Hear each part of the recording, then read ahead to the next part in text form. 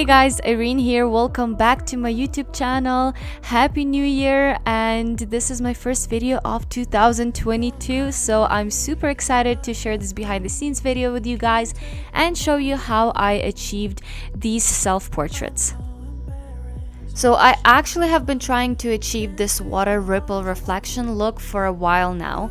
First, I used the old glass tiles with an LED light, and that wasn't giving me the effect that I wanted.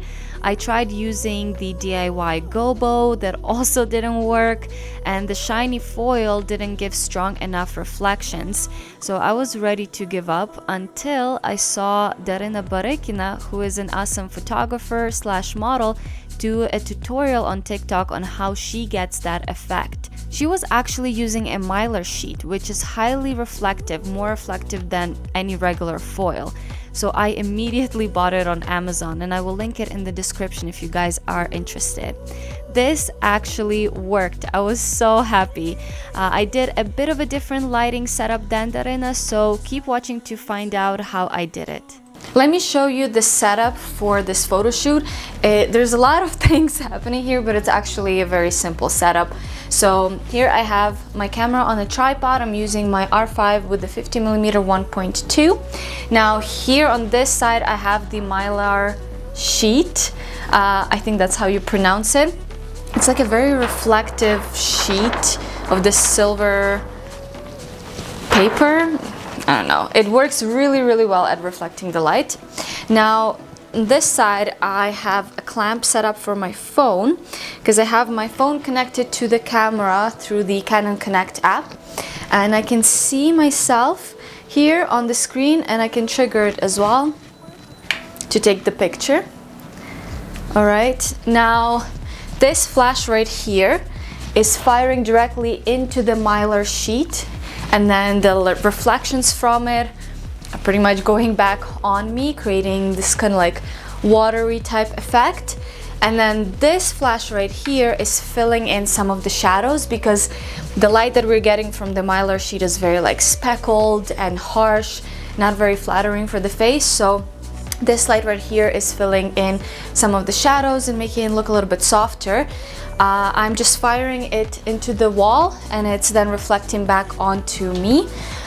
And this is pretty much the setup. You guys always ask me about the power that I set my flashes to. I shoot all of them manually. This one is set to 1/32 of power. Sorry, Luna is barking. And this guy is set to 1/16 of the power. And then finally I have the fan that's gonna be blowing some air on me and like making my hair do this. As I started shooting, I realized that the flash that's supposed to fire at the Mylar sheet was actually angled the way that some of the light is getting into the lens of the camera. So it was giving me these sort of lens flares, and it looks cool if that's the look that you're going for, but I wanted something more clean. So I actually decided to switch it on the other side and angle it the way that the light will not get into the lens of the camera, and that worked much better.